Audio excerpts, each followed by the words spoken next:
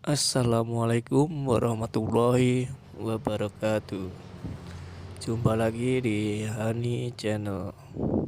Kali ini saya akan membahas tentang puasa.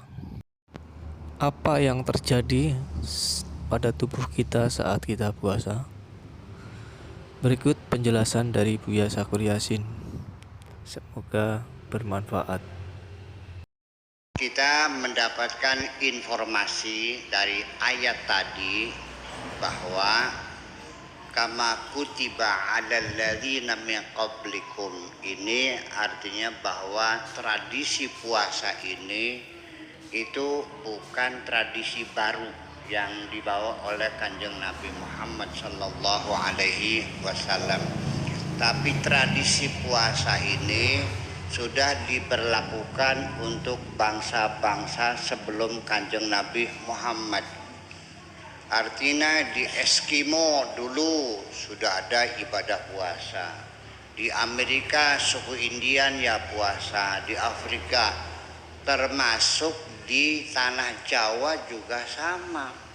Sebelum Islam masuk kita sudah mengenal tradisi puasa, betul nggak? Seperti apa sih? Nah, dulu sebelum Islam masuk, para petani itu kalau sedang musim gangguan hama itu, apakah wereng, apa sundep, apa sekarang ada lagi penyakit baru ya, kelowor ya, kelowor, tikus, macam-macam lah. Ada April, ada kelowor, ada sundep, ada keong mas ya, tikus. Nah, dulu orang tuh kalau menghadapi tanam padi dan banyak penyakitnya, puasanya namanya sedawuh. Muasani tikus sambil aja mangani parine sampean. Namanya itu puasa sedawuh. Jadi supaya tikusnya nggak doyan gitu, supaya keong racunnya itu keong racun keong mas ya tidak makani padi kita. Puasa hanya saja puasanya itu sampai jam 10. Kalau 10 makan jam 10 ya, jadi nggak boleh sarapan. Terus ada lagi puasa namanya puasa ngemat. Nah, puasa ngemat tuh dulu tuh bukannya itu bukan maghrib, tapi sekitar jam 3 asar lah, puasa ngemat. Dan bahkan setelah masuk Islam ke sini, puasa ngemat itu puasanya sampai asar, tapi yang dibaca ayat-ayat Al-Quran. Umpamanya ada pemuda kita ini jatuh cinta sama cewek di sini, cintanya ditolak. Kalau cinta ditolak dukun, nah itu dia. Puasanya itu sampai asar. Yang dibaca itu ayat-ayat Al-Quran seperti law anal qur'ana syirat bil jibalu au kullima bil mauta dan sebagainya. Atau juga idz qala Yusuf li abihi ya abati inni ra'aitu ahada asyara kawkaba wasyamsa wal qamara ra'aituhum li, baca ping sewu ya, sewu qabil tuh ya. Terus ada lagi di surat Yusuf juga, memang Yusuf surat ini surat cinta sih, surat cinta ini, percintaan yang luar biasa. Yaitu alam ra'ainahu akbarnahu wa qata'na aidiyahunna wa qulna hasyadillahi ma hadza basyara in hadza illa malakun karim. Diwaca ping 2500. Nah, kalau sudah itu nggak mempan, nah pati geni sampai maghrib nggak makan sampai subuh. Nah, kalau nggak mempan juga ngebleng telung dina telung bengi. Ya, iya namanya ngebleng atau namanya apa kalau di sini tuh mati geni ya, mati geni seperti geni. Itu berbagai macam tradisi puasa aneka ragam. ada lagi puasa untuk kecantikan, ada namanya diet ya. Nah itu, iya. Jadi orang perempuan itu kan sangat memperhatikan sekali kecantikan, sangat memperhatikan kecantikan. Nah ini nggak tahulah karena mungkin anatomi perempuan berbeda. Jadi perempuan itu kalau makannya kebanyakan itu gemuk biasanya. Nah orang perempuan udah gemuk, cantiknya hilang, Bu. Iya, bakal melaku nih kayak uur-uur, riap kan enggak. Ini leban diajunya kan gua. Nah kalau sudah begitu segera puasa, namanya diet. Itu. Kemudian ada lagi puasa yang jenisnya tidak makan yang bernyawa. Ya kan? Kalau puasa Ramadan memakan, ini puasa tidak makan yang bernyawa. Sampai ada lagi puasa kesaktian. Nah, ingin bisa terbang, ingin bisa lipat bumi gitu. Kira-kira Jakarta Surabaya sekejap mata gitu. Nah, puasanya itu mutih biasanya. Yaitu hanya makan nasi putih sama air putih, tidak boleh makan apa-apa. Ada lagi ini puasa namanya puasa detoksifikasi, puasa kesehatan.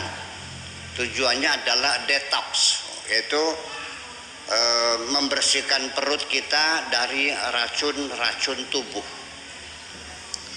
Jadi artinya bahwa kita ini setiap hari makan. Yang dimakan apa?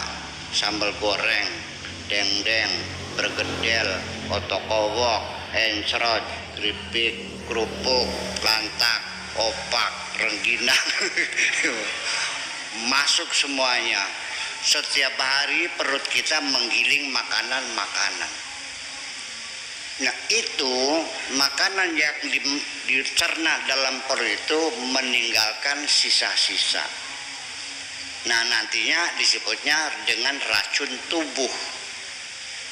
Nah itu namanya racun tubuh. Jadi bukan dari luar tapi dari dalam tubuh kita sendiri. Nah ibaratnya ibu-ibu beli penggorengan yang baru, ngincel nggak, Bu? Ngincel, terus dipakai setiap hari buat goreng gesek, goreng sabrang, goreng bawang, goreng terasi. Lama-lama warnanya kayak apa? Nah, melekat di situ. Nah, perut kita juga sama. Setiap hari masak, ya, mengolah makan kita juga akan tersisa di situ. Itu namanya detox atau racun-racun tubuh. Nah, juga dianjurkan suruh puasa. Namanya puasa detoksifikasi. Ada lagi puasa dengan tujuan untuk mencegah terjadinya infeksi. Karena tubuh kita ini ketika dioperasi Bu ya, jangan dikoperasi ya, dioperasi. Dioperasi itu dibelek gitu, biasanya operasi sesar atau juga operasi segala macam. Itu setiap ada luka itu hematopoietik pluripoten yang ada di dalam sumsum ini itu memproduksi leukosit lebih banyak untuk menyerang virus-virus, bakteri-bakteri yang masuk melalui luka itu yang menyebabkan nantinya infeksi. Infeksi itu terjadinya perkelahian, pertempuran antara bakteri, kuman-kuman, mikroba dan sebagainya dengan leukosit. Leukosit itu namanya sel darah putih. Disitulah terjadi pertempuran. Nah nanti kalau pertempurannya itu sengit, badan kita menjadi meriang, ya kan gitu, terjadi pembengkakan. Nah, leukosit kita semakin banyak, ya, yang sebetulnya idealnya 160 sampai 180 ribu per mili itu. Nah, itu bisa meningkat sampai 200-300. Kalau kebanyakan itu namanya leukemia nantinya. Ya, kebanyakan sel darah putih juga sama, atau white blood cell kata orang Inggrisnya, atau istilah kedokterannya namanya leukosit. Itu nantinya dalam pertempuran ada korban-korban dari kedua belah pihak. Nantinya korban-korban itu akan tersisa di yang kena infeksi itu namanya nanah. Nanah itu adalah korban dari kedua belah pihak, sel-sel yang rusak menjadi nanah dan baunya bacin. Nah, infeksi ini bisa sampai menimbulkan kematian. Jangan sembarangan. Nah, makanya untuk orang yang akan dioperasi itu selalu oleh dokter disuruh puasa. Betul nggak? Nah, itu kenapa? Supaya leukositnya siap tempur gitu. Nah, makanya silakan kalau bulan puasa ibu-ibu sering masak, lagi nyisir bawang tiba seret kesilet tangannya tuh. Kalau bulan puasa itu jarang yang infeksi tuh. Kenapa? Karena tubuh kita sedang dalam keadaan istimewa. Itu makanya cukup dilap sama alkohol sudah selesai. Dan langsung besoknya kering. Nah itu. Tapi kalau orang yang luka di lelek perutnya, paginya makan kenyang, ya mati nantinya. Ya, karena nanti terjadi infeksi. Nah, itulah makanya berbagai macam tujuan puasa itu bermacam-macam. Tujuan untuk kecantikan, untuk kesehatan, untuk ngemat, untuk segala macam lah, lancar rezeki ya. Itu semuanya mangga. Tradisi-tradisi itu mangga. Barangkali di sini wong tersana ada ancaman serangan tikus, ya cobalah sedawuh. Ya. Sebab tapi ini bukan puasa Ramadan, lain rasanya ya. Ya artinya ditahan perut kita, pagi jangan sarapan, nanti jam 9 ya, jam 10 boleh makan gitu. Nah itu boleh silakan, itu tradisi kita berdoa kepada Allah dengan mengurangi makanan kita ini juga sama, itu mendukung terkabulnya doa kita. Percaya nggak? Bahkan menjadi tradisi lagi, banyak orang tua dulu, sekarang udah nggak ada. Dulu itu banyak orang tua yang puasa untuk mendoakan anak-anaknya.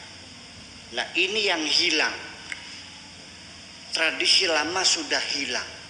Sedawuh udah nggak ada, ya kan? Kemudian puasa sampai asar udah nggak ada. Puasa kesehatan udah jarang terjadi. Ya sekarang orang perempuan cuek aja, segitu gemuk kayak drum kah, beriap-beriap kah, dikeramisin kah? Iya, mau mahangan, iya. Itu nama sebab bagaimanapun kalau orang itu badannya kegemukan, namanya apa? Obesitas. Perlu ibu-ibu ketahui bahwa obesitas itu dulu dianggapnya gejala. Gejala. Karena gejala itu apa? Ya gejala. Ada sesuatu penyakit gejala seperti itu. Seperti sakit kepala. Sakit kepala itu bukan sakit sebetulnya, itu gejala. Terinfeksi, kepala sakit, betul nggak? Terlambat makan, kepala sakit juga. Salah makan, kepala juga. Kurang duit, juga sama. Itu jadi sakit kepala itu bukan gejala. Jadi kalau sakit duitnya karena penyakit kanker kantong, nah itu obatnya duit. Iya, ya istri ini aku kalau istrinya muring-muring tuh mumet pegagin pengen duit ngake, baru sogan. Iya, jangan dikasih aspirin. Itu gejala. Nah jadi sakit yang ada di kepala itu bukan penyakit tapi gejala. Oke, nah dulu obesitas itu dianggapnya gejala, tetapi sekarang sudah masuk dalam daftar penyakit, dalam patologi bahwa obesitas sudah disebut penyakit. Karena dengan obesitas ini banyak sekali pengaruhnya.